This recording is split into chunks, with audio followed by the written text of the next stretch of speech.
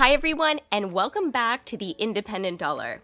If you're trying to save for retirement and you're asking yourself, how much money should I be saving every month? Then today's video is for you.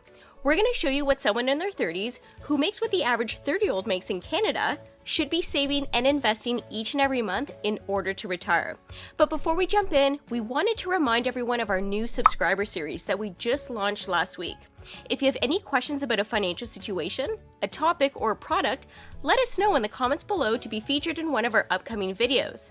You can also send us a confidential email at info@theindependentdollar.com. Now let's jump into today's video. According to Stats Canada, Canadians between the age of 25 and 34 earned an average income of about $45,700 a year in 2018.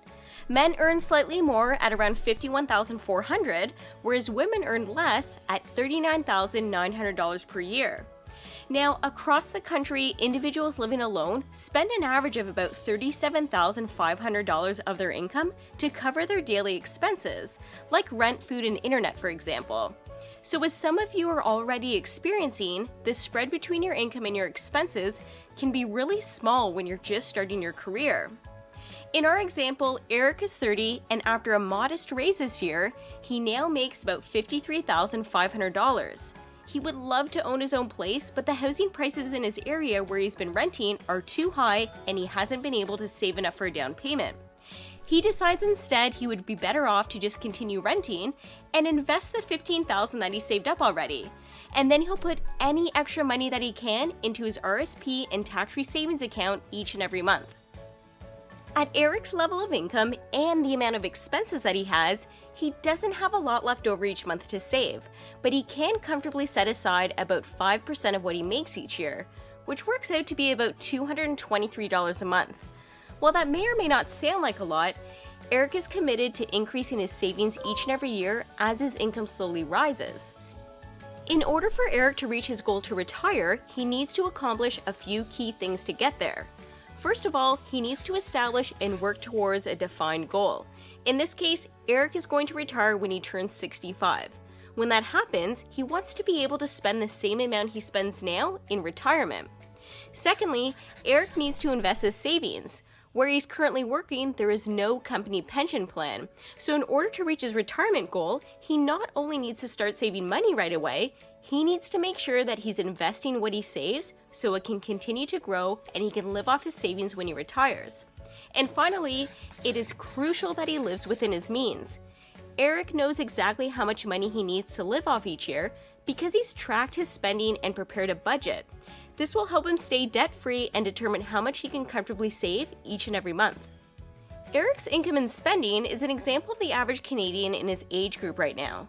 However, with over 37 million people currently living in this country, some of you may be looking at this and thinking Eric spends or makes way more or way less than I do every single year.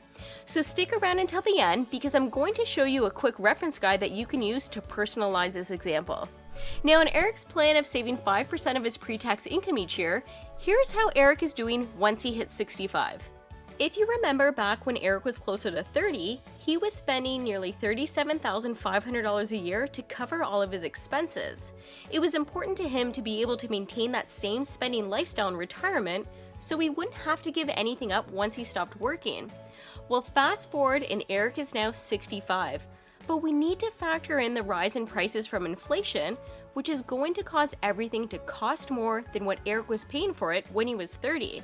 His rent will be higher, his insurance premiums will be more expensive, and things like how much he spends on groceries and internet will all cost more.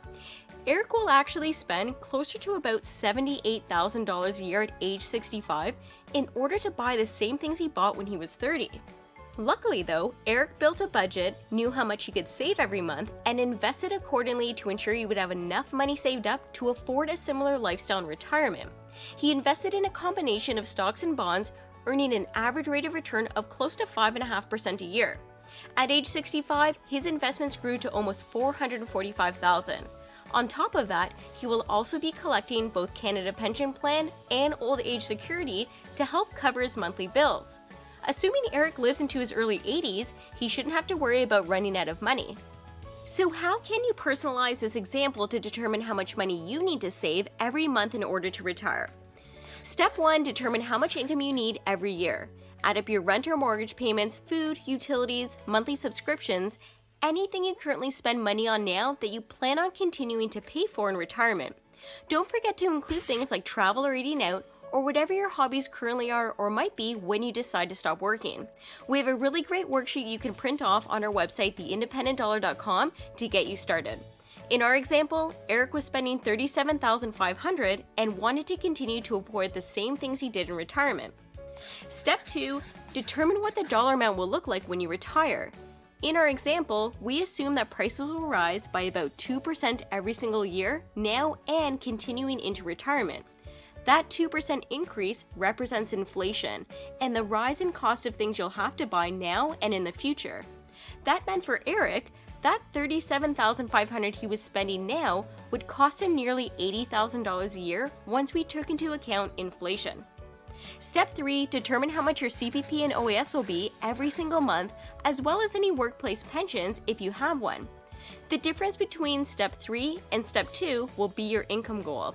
For Eric, once he hit 65, his OAS and CPP would give him about $48,000 a year, and he didn't have a company pension, but he needed $78,000, which means Eric needed to save up enough money to generate at least $30,000 a year, and he was able to accomplish that by growing his savings to nearly $445,000. That amount of money generated enough income every year that he could safely withdraw from the account to cover his monthly expenses well into his early 80s without running out of money. For some of us, our goal may be to generate passive income through dividends and live off of the dividend income in retirement without ever having to sell our investments. But assuming your dividends pay 4% a year, Eric would have needed to save over $750,000 in order to reach his goal, far more than the $445,000 that was able to get him retired at 65. While you can't go wrong with saving more than you need, creating a budget and running the numbers will give you a more realistic plan of what you actually need in order to reach your goals. Achieving retirement or even early retirement may be a lot more realistic than you thought. Hopefully you found this video helpful. Thank you so much for watching, and we'll see you back here next week.